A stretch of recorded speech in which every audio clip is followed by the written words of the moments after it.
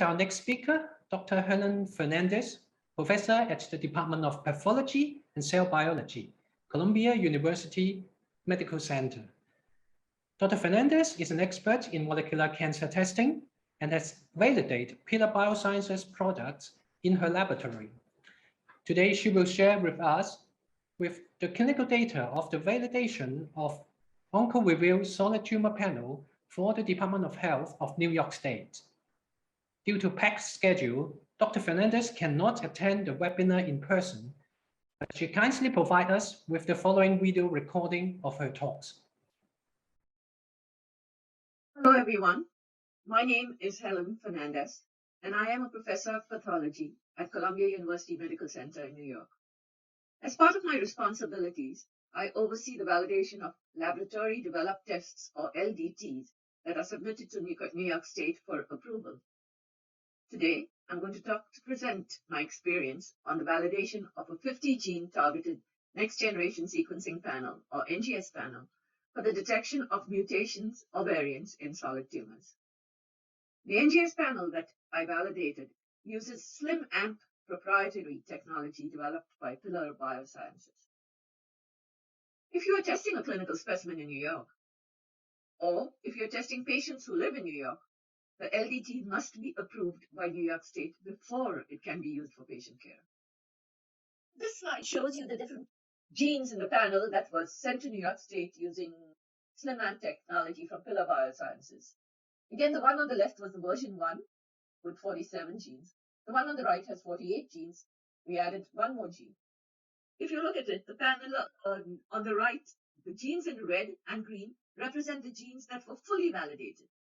And if you count them, they are 17 in total, which means we had 10 specimens per gene that is highlighted in red or green. For 17 genes, we used 170 specimens for the version 2 validation that was submitted to New York State. This panel mostly is a hotspot panel that targets regions of the gene that are important from a diagnostic, prognostic, or therapeutic standpoint. But some genes are covered in full, such as TP53, STK11, and PTEN. This panel detects mutated genes in the following cancers that are listed on this slide. So for accuracy, in the first version I'm going to talk about, we identified 136 variants or mutations that were harbored in 108 samples. In addition to that, we had normal or wild-type specimen, and we also had DNA from well-characterized cell lines such as listed here, NA12878 or genome in a bottle. These are really well-characterized, and New York State wants you to use these samples in your validation as well. So as you see in the 2x2 contingency table over here, we obtained a specificity and a sensitivity of 100% in this validation that we did for the solid tumor panel, which is excellent. This slide is a graphical representation of the performance of this well-characterized cell line NA12878. Each bar represents the variant allelic fraction from 6 different runs. These on the x-axis is the different variants that we interrogated, and on the y-axis is the variant allelic fraction. This is a characterized cell line that is either homozygous or heterozygous, which means it has 100% allelic fraction or 50% allelic fraction. What I want to bring to your attention is that these bars also have error bars in them. And as you see, these error bars are really very tight in most of these cases, which tells you that the performance of the assay was very good. So to summarize very briefly the accuracy that we sent to New York State, there was 100% concordance between the 136 variants in version 1. The genes listed there on the slide are the genes that were validated in full, which means we tested 10 specimens per gene when it indicates if it was SNVs or indels. We tested many different kinds of specimens listed here. The results we obtained were from specimens when the DNA input was really low, 1 to 3 nanograms. The variants are detected in DNA obtained from samples with as low as 10% tumor in the specimen. And the analytical accuracy of patients is really good even when the DNA input is very low, 2 nanograms per reaction. The average coverage of specimens in our particular validation was about 10,000. This actually varies depending on the number of samples are assayed in any one particular run on one particular flow cell. So the next thing we see is the analytical sensitivity. And you have to establish this for each variant in the assay. I've shown you on this slide just representative graphs from 2 different variants on the left side and 2 different variants on the right side. So the data on the left shows you that alterations were identified in tumors with allelic frequency as low as 2.5%. So even when it is 2.5% here, you can detect this particular mutation. The 2 mutations that you see on the slide, this is a deletion in EGFR, exon 19 deletion, and this is a single nucleotide variant in the gene PI3 kinase, or PIK3CA. On the right side, in these black graphs, what you see is that these alterations are identified even when the DNA input is very low, or 2.5 nanogram. The next items to address are precision and reproducibility. Precision is also known as repeatability. So to do this, we took 4 or 5 different specimens and mixed them together to form a single mixture which had these 5 variants that are listed in the slide. This was run in triplicate on one day, run in triplicate on the second day, and run in triplicate on the third day. Just want to bring to your attention very briefly that when you compare the variant allelic fraction obtained in a replicate run on day 1 in all 3 replicates, as well as the replicates run on day 2 and 3, the standard deviation is excellent. The precision of this assay is very good. On this slide, similarly, the reproducibility of the assay is very good. To do reproducibility, you have to run at least 4 or 5 separate runs using different barcodes to make sure that you know that these are different patient specimens. Now, these are different specimens done in different runs. They should be run on 3 different days and run by at least 2 different technologists.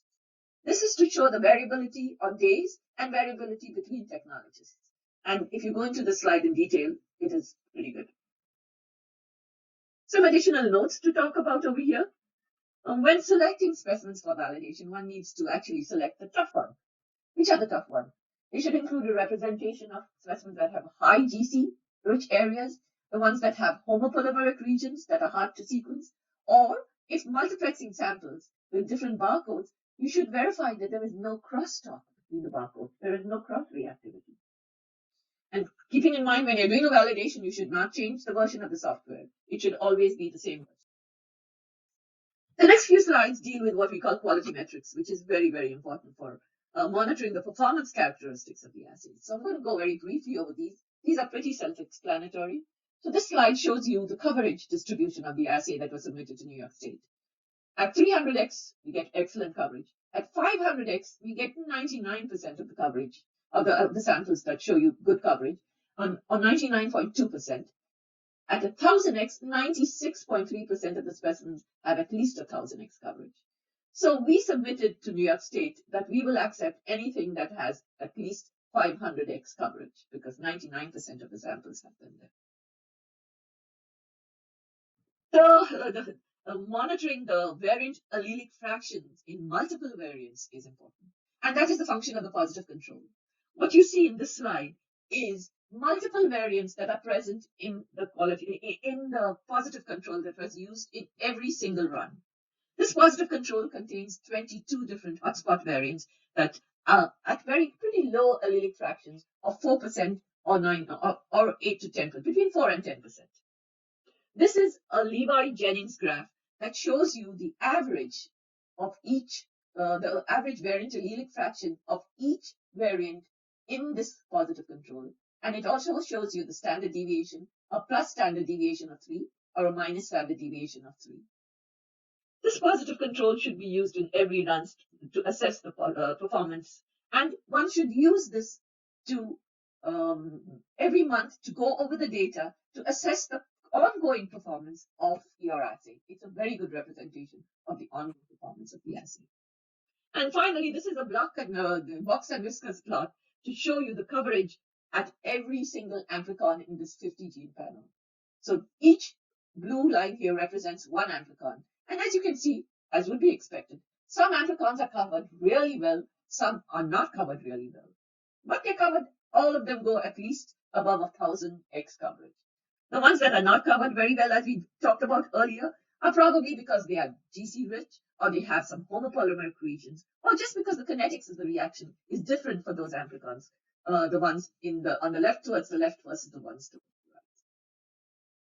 right. What we did in our particular validation is to compare two different pipelines, bioinformatic pipelines.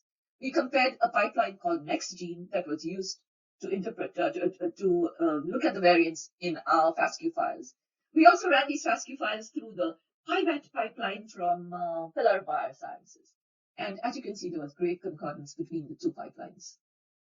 So in summary here, the solid tumor panel uses next generation sequencing to uses Pillar's SlimAmp technology to successfully validate a 50-gene hotspot assay in our lab. This was submitted to New York State and it was approved by New York State. We included single nucleotide variants, indels, and splice site variants in the MET gene that were present in formalin-fixed paraffin-embedded tumor for validation. We used very low DNA input and low tumor percentage for the validation. In my final slide, I'm going to show you some data that represents the excellent performance of the solid tumor panel. Over the 2 years that we tested almost 2,000 specimens and successfully sequenced about 95% of them. Only 1.5% of samples failed because the DNA input was low or the quality of the DNA was not really good.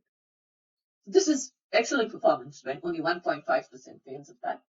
The other failures were due to order error or there was insufficient tumor which was not estimated in the right way. Of the almost 2,000 samples that we did, 35% of them belonged to lung and about 30% of them were colorectal cancer. And I put together this pie chart just to show you the different mutations that we identified in our lung cases. And as you can see over here, it very much fits the picture that one sees in the literature, where the greatest number of mutations one sees is KRAS and EGFR, followed by some of the other ones that you see here. So having said that, I have presented to you how we validated our 50-gene panel at Columbia University, how we submitted it to New York, what we submitted to New York State for approval, and how we get approval for this particular assay. I also showed you how it performs and how we analyze patient data in here. I hope this was a good presentation. If you have any questions, please do not hesitate to contact me and I'd be happy to answer them. Thank you.